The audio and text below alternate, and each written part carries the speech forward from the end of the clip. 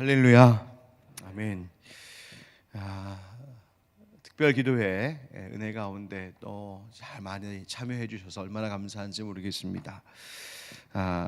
이쯤 되면은 이렇게 조금 지치기도 하고 고단하다 하는 분들도 계실 것 같은데 시간마다 다시 하나님 주시는 은혜로 새 힘 얻었으면 좋겠습니다. 우리의 영이 좀 깨어나기 위한 고백이 필요합니다. 한번 따라하실까요? 주님 사랑합니다. 또 하나, 주님 의지합니다. 우리의 영이 세상의 다른 어제 내가 사랑했던 헛된 것들을 버리고 주님을 사랑하는 마음으로 다시 일어나도록, 또 내가 어제까지 의지했던 세상의 것들을 내려놓고 주님만 다시 의지하도록, 그렇게 주님 사랑합니다, 주님 의지합니다, 이 고백으로 또 우리의 매일을 시작할 수 있는 여러분 되시기를 예수님의 이름으로 축복합니다. 한번 오늘 말씀의 제목 따라 하실까요? 들에 나가 묵상하다가. 들에 나가 묵상하다가. 우리가 이제 읽고 있는 창세기 24장은 아브라함의 명령을 받고 이삭의 아들 이삭의 신부감을 구하기 위해 그 먼 여정을 떠나는 늙은 한 종의, 아브라함의 종의 이야기로 가득합니다. 다른 가까운 곳에 가나안 사람들 중에서 신부감을 고르는 것이 아니라 굳이 멀더라도 고향까지 가서 그 고향에 있는 그 며느리감을 찾으려고 했던 이 아브라함은 바로 왜 그랬을까? 아들 이삭과 후손을 위한 최선의 길은 다름이 아니라 하나님의 언약을 지키도록 하는 것이 아버지로서 아들에게 할 수 있는, 후손에게 할 수 있는 최선의 선택이라고 여겼을 것이기 때문입니다. 여러분 자녀들을 위해서 내가 할 수 있는 올해 최고의 선물, 내가 내 자녀들을 위해서 할 수 있는 최선의 일이 뭘까? 여러분, 다른 것 아니라 하나님의 약속을 소중히 여기고 하나님의 약속을 지키며 사는 삶의 습관을 가르치고 전하는 것이 우리의 삶의 최선으로 자녀들을 양육하는 선택임을 잊지 않기를 간절히 바랍니다. 이 늙은 종의 여정을 따라가는 이 창세기 24장의 말씀을 묵상해 보면 참 아름다운 고백들이 많이 나옵니다. 먼저 이 종이 메소포타미아의 나홀의 성에 도착했을 때 그는 하나님 앞에 이렇게 기도합니다. 24장 12절에 보면 그가 이르되 우리 주인 아브라함의 하나님 여호와여, 원하건대 오늘 나에게 순조롭게 만나게 하사 내 주인 아브라함에게 은혜를 베푸시옵소서. 아멘. 즉 낯선 길, 또 어떤 만남이 펼쳐질지 알지 못하는 그 상황에서 자신의 가는 길을, 그리고 모든 만남을 순조롭게 하나님이 이루어 주시기를 기도하고 있습니다. 또 이제 마침내 리브가를 만나서 처음 대화를 하던 중에도 이 늙은 종은 27절의 말씀과 같이 이렇게 고백합니다. 이르되 나의 주인 아브라함의 하나님 여호와를 찬송하나이다. 나의 주인에게 주의 사랑과 성실을 그치지 아니하셨사오며 여호와께서 길에서 나를 인도하사 내 주인의 동생 집에 이르게 하셨나이다 하니라. 아멘. 그가 기도했던 대로, 또 자신이 떠나기 전 아브라함이 자신에게 주의 사자가 너보다 먼저 앞서가서 예비하실 거다, 인도하실 거다라고 했던 그 약속의 말씀처럼 하나님께서 나를 향하여서 그분의 사랑과 성실을 주인에게뿐만 아니라 나에게도 부어주심으로 내가 여기까지 올 수 있도록 하나님 인도해 주셨습니다 라고 리브가 앞에서 고백하게 합니다. 또 리브가의 아버지인 부두엘에게 이 종이 그간의 여정에 대해서 말하면서 이런 고백도 합니다. 48절입니다. 내 주인 아브라함의 하나님 여호와께서 나를 바른 길로 인도하사 나의 주인의 동생의 딸을 그의 아들을 위하여 택하게 하셨으므로 내가 머리를 숙여 그에게 경배하고 찬송하였나이다. 아멘. 바른 길로 인도하셨다. 그러니까 자신이 와야 할 길, 가야 할 길을 하나님이 예비해 두시고 그 모든 만남도 하나님께서 이루어 주시는, 그렇게 하나님이 나의 삶을 순조롭게, 그리고 바른 길로 인도해 주셨다라고 지금 이 종은 하나님 앞에, 사람들 앞에 그렇게 고백하고 있습니다. 이런 종의 고백을 통하여서 우리가 알 수 있는 것처럼 하나님께서 이 종의 발걸음을 인도하시고 모든 사람들 사이의 만남을 성사시키시고 사람들의 마음을 움직이셔서 리브가가 그를 따라 이삭이 있는 곳으로 이제 따라오게 되는 것이죠. 우리 사랑하는 할피 광성교회 성도 여러분, 우리 기도의 동역자 여러분, 이 아브라함의 종의 발걸음을 인도하시고 사람들의 마음을 움직여 일이 되게 하셨던 하나님의 은혜가 2022년도를 살아가는 여러분 모두에게도 있기를 우리 주님의 이름으로 간절히 축원합니다. 이 낯선 사람들, 낯선 땅에서 그리고 그렇게 떠나는 리브가에게 축복의 말씀이 선포됩니다. 60절 말씀에 리브가에게 축복하여 이르되 우리 누이여 너는 천만인의 어머니가 될지어다. 네 씨로 그 원수의 성문을 얻게 할지어다. 아멘. 리브가가 아브라함과 사라를 이어 이제 이삭과 리브가가 그 믿음의 세대를 이어갈 것에 대하여서 선포하고 있는 말씀입니다. 여러분, 우리의 길도 하나님이 이끄시고 보호하시고 우리의 삶에도 하나님의 도우심이 필요한데 항상 그 하나님의 도우심을 구하는 삶, 간구하는 삶과 동시에 또 하나님께서 내 삶을 이렇게 인도하셨습니다라고 인정하고 시인하는 그런 고백과 찬송의 삶이 또 우리 안에 올 한 해 가득할 수 있기를 간절히 바랍니다. 자, 이와 같이 종이 먼 길을, 먼 여정을, 그 사명을 감당하기 위해서 떠나 있었는데 그 일이 이루어지고 있는 사이에 아브라함의 집에는 사실 많은 변화들이 있었음을 오늘 성경의 맥락 속에서 파악할 수가 있습니다. 이 종이 아브라함의 명령을 받고 떠나 그 메소포타미아 나홀의 성으로 가 있는 동안에 그 즈음에 아마 그 전 혹은 그 후 그쯤 되어서 아브라함의 아내 사라가 세상을 떠났습니다.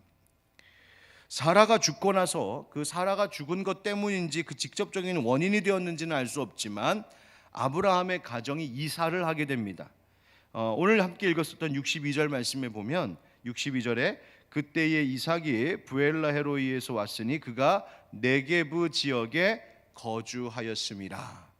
네게브 지역으로 남쪽으로 내려왔다는 이야기입니다. 여러분 생각해 보세요. 혹시 아들이 군대 가 있는 사이에 소식도 없이 이사 간 집 혹시 있으십니까? 얼마나 난감하겠어요. 그런데 지금 종이 멀리 떠나 있는 사이에 지금처럼 연락할 방법이 마땅치도 않았던 그 사이에 지금 아브라함의 집안이 네게브 지역으로 완전히 다시 이사했다는 거예요. 그러니까 아브라함의 종이 이 이삭을 찾아온 것도 신기한 일이에요. 어떻게든 찾아왔나 봐요. 그렇죠? 또 한 가지 어떤 변화가 있었냐면 종이 이제 돌아올 때쯤 돼서일까요? 성경을 읽다 보면 아브라함의 발자취가 서서히 희미해지는 것을 볼 수 있습니다. 그러니까 아브라함이 슬슬 이제 퇴장하기 시작했다는 거예요. 그리고 오늘 본문 읽은 24장 그 바로 뒤인 24장에 가서 보면 드디어 아브라함이 세상을 떠나게 됩니다. 그래서 종이 도착하기 전에 세상을 떠났는지 아니면 종이 도착한 후에 그 종의 귀환을 보고 나서 이 아브라함이 세상을 떠났는지 성경에 정확하게 나타나지는 않지만 아마도 그 맥락상 종이 돌아오기 전에 세상을 떠난 것처럼 보이는 흔적이 좀 있습니다. 왜냐하면 오늘 말씀 속에서 62절에 보면 리브가가 들에서 배회하고 있는 이삭을 보면서 저 사람 누굽니까 하니까 이 종이 그 이삭을 향하여 뭐라고 말하냐면 내 주인입니다 라고 말하고 있는 것을 보면 지금 그 집안의 그 부족 그 가문의 주인의 자리가 이삭에게로 완전히 바뀌어졌구나라는 것을 생각해 볼 수 있는 거예요. 그러니까 한 가문의 대표가 한 가문의 주인이 바뀌었습니다. 아브라함에게서 이삭으로 말이죠. 자, 그러면 그 다음 아브라함의 뒤를 이은 이 이삭은 이러한 형편과 이런 변화 속에서 그 마음의 생각들이 어떠했을지를 우리 한번 잠시 생각해 볼 필요가 있겠습니다. 여러분, 이삭의 아버지인 아브라함, 우리가 함께 지금까지 살펴봤던 아브라함은 사실 생각해 보면 굉장한 사람입니다. 그가 고향을 떠나 외국 땅에서 살았습니다. 외국 땅에 이주 와서 거기서 뿌리를 내려 정착하고 게다가 거기서 성공한 사람입니다. 그러니까 우리식으로 말하면 해외에 나가서 성공한 케이스라는 말이에요. 또 그곳에서 거니는 사람도 가산도 많았고 소유가 많았습니다. 무엇보다도 다른 걸 떠나서 아브라함은 굉장한 믿음의 사람이었습니다. 자신의 아들을 하나님 앞에 제물로 바치라는 명령에까지 순종할 만큼, 그리고 그 아들 이삭을 하나님이 다시 살려내실 것이라고 하는 부활의 믿음을 가질 만큼 당시 아브라함은 엄청난 신앙의 사람이었습니다. 자, 그런데 이제 그 자리를 누가 이어가게 되었다고요? 이삭이 이어가게 되었습니다. 영광일까요? 사실은 무거운 짐이었을 것입니다. 얼마나 그 마음의 스트레스와 중압감이 컸을까요? 지금 어머니 사라는 이미 세상을 떠났습니다. 그냥 인생 피곤하고 고단하다가도 어머니 품에 안기면, 어머니 손 한번 잡으면 그 마음이 좀 위로를 받고 힘을 얻었을 텐데 그 어머니를 잃었습니다. 그래서 오늘 본문에도 보면 61절 끝에 어머니를 장례한 후에 그 위로를 어머니에게서 받는 것이 이제 끝나고 아내 리브가에게서 그 위로를 받게 되었다라고 말하고 있는 거예요. 또 뿐만 아니라 만약 종이 다시 돌아오기 전에 아브라함이 세상을 떠난 것이라면 지금 이삭은 그 전에 사라 어머니도 돌아가시고 종이 돌아오기 직전 아버지 아브라함도 세상을 떠난 순식간에 고아가 되었어요. 또 이 아버지처럼 그 집안을 책임감 있게 돌보던 종도, 이 리브가를 구하기, 며느리감을 구하기에 떠난 그 종을 성경의 영어 성경을 보면 chief servant라고 되어 있는데 하인들 중에 대빵이라는 말이에요. 그 말은 뭐냐면 거의 아버지처럼 이 집안의 모든 살림을 속속들이 알고 그 집안을 잘 관리하고 책임질 수 있는 이삭이 의지할 만한 대상이었던 것이죠. 그런데 지금 이 종도 없어요. 그러니 이 집안을 다 물려받고 이제 주인의 자리가 바뀌어서 이 일을 감당해야 될 엄청난 무게가 있는데 의지야 위로 주시던 어머니도 안 계시고 아버지도 돌아가시고 뭔가 좀 의논하고 좀 힘이 될 수 있을 만한 그 종도 없고, 그러니까 의지할 것도 없고 의논할 사람도 없고 기댈 만한 어떤 대상이 없는, 사실은 굉장히 외로운 상황 속에 지금 이삭이 놓여졌다는 것을 우리가 추론해 볼 수 있어요. 종이 아직 돌아오기 전이기 때문에 이 이삭의 생각도 굉장히 복잡했을 겁니다. 왜요? 과연 나는 앞으로 어떻게 될까? 우리 집안 어떻게 될까 하는 문제였어요. 나 결혼을 할 수 있을까? 여러분, 이 문제는 나 빨리 장가 가고 싶은데, 나 빨리 예쁜 섹시 만나서 결혼하고 싶은데, 그런 이야기가 아니라 아버지가 가나안 여인은 안 된다 하셨잖아요. 아버지께서 하나님으로부터 받은 그 언약, 하나님의 언약을 나도 이어가려면 아버지의 뜻을 따라 이제 그 아랫감을 기다려야 되는데 도대체 이 종은 언제쯤이나 올 것인가? 또 과연 아버지 대신 내가 가문을 이끌 수 있을까? 나는 과연 아버지처럼 다른 걸 몰라도 그 위대한 신앙을 가질 수 있을까? 등등 영적으로, 심리적으로, 현실적으로 엄청난 무게감 속에 홀로 고민이 많았을 바로 상황이 지금 이삭이 처한 상황임을 알 수 있어요. 여러분, 오늘날 스트레스는, 이런 스트레스는요, 우리 오늘 이 현대인들에게도 있습니다. 여러분, 물론 가정마다 여러분 집안 가정 분위기가 어떠신지 제가 다 깊이 알 수는 없지만 가정 상황과 분위기는 다 다르겠지만 아들들에게는 아버지에게 혹은 어머니에게 대한 스트레스가 있습니다. 특히 성공한 아버지, 자수성가한 아버지, 모든 것에 있어서 완벽하고 완전해 보이는 그 아버지, 그 완벽한 아버지, 완벽한 부모에 대한 컴플렉스가 자식들에게는 있습니다. 그래서 아들들에게는 언제나 아버지가 어떤 대상이냐면 항상 뛰어넘어야 할 산이에요. 큰 바위처럼 버티고 서 있는 아버지가 어려서는 기대할만 하고 의지하고 우리 아버지만 있으면 우리 아버지는 슈퍼맨인 줄 알았잖아요. 그래서 우리 아버지는 못하는 게 없고 우리 아버지는 다 할 수 있고, 그래서 아버지 곁에만 있으면 너무 든든하고 행복했지만 이 아들이 점점점 성장하고 완전 성인이 될 쯤 되면 그 아버지는 자신이 뛰어넘어 극복해야 할 대상이에요. 그렇지 않으면 내가 의지하고 존경할 만한 대상인 아버지가 언제나 나를 더 이상 성장하지 못하게 하는, 그러니까 그분 앞에서는 늘 잘해야 되고 아버지 앞에서는 뭔가 늘 완벽해야 되는 모습을 가져야 되는 스트레스를 주는 대상이 될 수 있어요. 그래서 그 아들의 마음속에 나도 아버지만큼 잘해야 되는데, 나도 아버지만큼 성장해야 되는데, 나도 아버지처럼 성공해야 되는데, 나도 아버지처럼, 우리 믿음의 가정에서는 아버지처럼 믿음을 가져야 되는데, 이러한 중압감이 아들을 힘겹게 할 수 있어요. 여러분, 우리 역사 속에 그 대표적인 예가 있잖아요. 사도세자 이야기. 사도세자 아버지 누굽니까? 영조.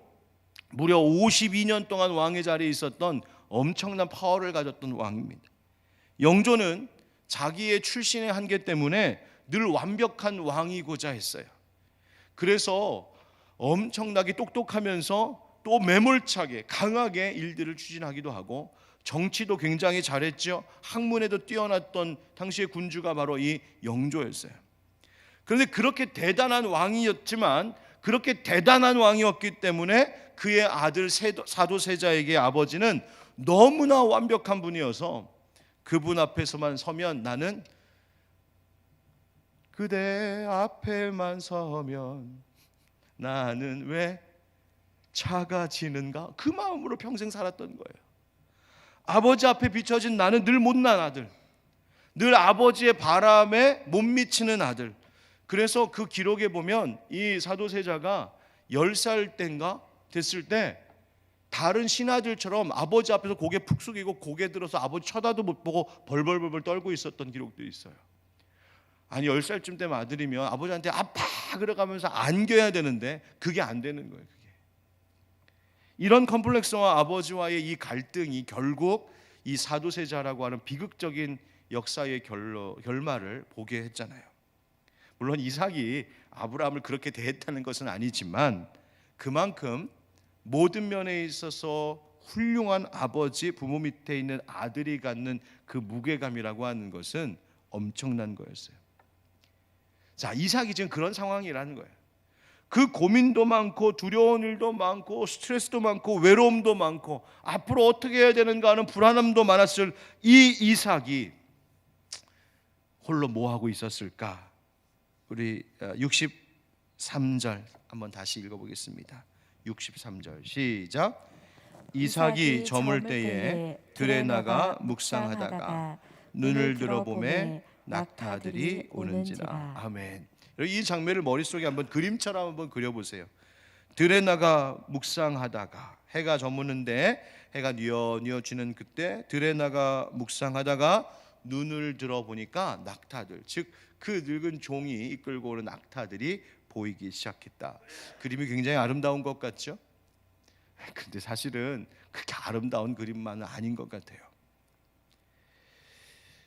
수없이 많은 이 인생의 무게를 느끼고 있었을 이 이삭이 지금 묵상하다라고 하는 이 말을 보면 다른 번역에서는 그냥 뭐 산책을 하러 나갔었다 이렇게 번역되기도 하고, 들에서 배회하다가 쉬고 있다라고 하는 의미로도 나타나요.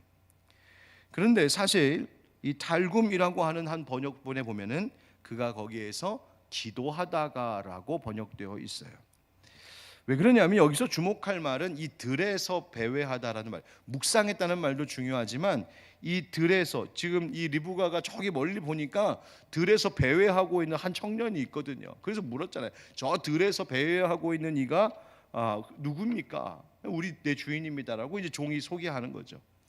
들에서 배회했다? 여러분, 지금 이 이삭이 거주하고 있는 곳은 네게브라고 하는 남부 지역입니다. 이스라엘 남부 사막이에요. 여러분, 사막 가보셨어요? 저는 뭐 중동 쪽 사막은 안 가봤는데 저 중국 신장 우루무치 이쪽에 있는 그 사막 쪽을 한번 갔었는데 세상 어쩜 그렇게 뜨거운지 너무 더워요. 너무 더워요. 그런데 지금 이 사막, 사람이 오래 서 있을 수 없는 그 뜨거운 태양, 그리고 그 더위, 그 물도 없는 그곳이에요. 그러니까 지금 이삭이 묵상하고 있었던 들이라고 하는 것은, 여러분 좋은 날씨에 호수공원 가서 푸른 잔디 위에서 이렇게 거닐면서 하나님 묵상하고 이런 개념이 아니라 황량하고 아무것도 없는 허벌판, 이 사막 한복판 뜨거운 곳에 있었던 이 이삭의 모습이에요. 그런데 이삭은 왜 그 더운 날 그 바깥에 나가 그러고 있었을까? 아니, 쉬려면 그냥 집안에 그늘 그늘 시원한 곳에 쉬면 되지 왜 거길 갔을까? 이유가 있는 거죠. 종을 기다리고 있었어요. 빨리 장가 가고 싶어서 얼마나 예쁜 아가씨가 오는가 그거 기다렸던 것일까요? 아닙니다.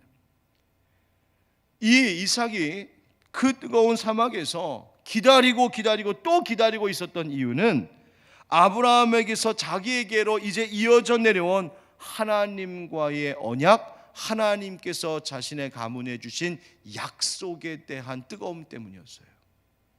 자신이 결혼해서 자손을 보지 않으면 하나님의 약속은 이어질 수가 없으니 하나님의 약속이 이루어지는 것을 간절히 보기를 원하는 그 마음 때문에 거기에 그러고 있었던 거예요. 무엇이 그런 간절한 마음을 갖게 했을까요? 아브라함에게서 어떻게 이런 신앙을 배웠을까요? 그가 모리아산에서 아마 체험했던 그 일 때문일까요? 어쨌든 이삭은 이 아내를 만나야 하나님의 언약이 이루어진다라고 하는 바로 그 하나님의 약속의 성취 가운데로 한 걸음 더 나아갈 수 있었기 때문에 바로 그 일을 하고 있었던 것이죠.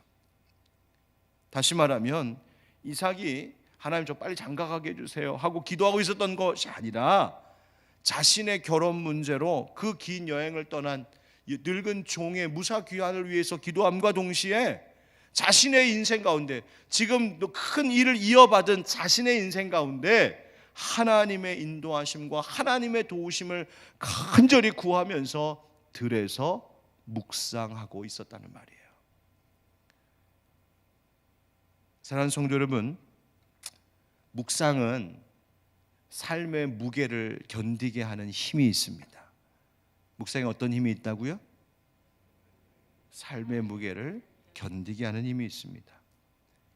여러분, 묵상하는 삶이라고 하는 것은 그냥 말씀 읽고 여러분 큐티 꼬박꼬박하고 여러분 매달 오는 큐티집 같은 거 하나 가지고 그거 빠짐없이 꼬박꼬박 읽고 쓰고 여러분 그 행위를 이야기하는 것 아닙니다. 물론 그것도 중요해요. 열심히 읽고 열심히 생각하는 거, 열심히 쓰는 거 다 중요해요. 그런데 묵상의 삶이라는 것은 단지 어떤 행위를 하는 것에만 있는 것이 아니라 사실은 내 삶 속에 하나님의 하실 모든 일들을 날마다 깊이 숙고하며 사는 거룩한 삶의 습관을 두고 하는 말이에요. 하나님의 하실 일을 잠잠히 바라보는 거예요.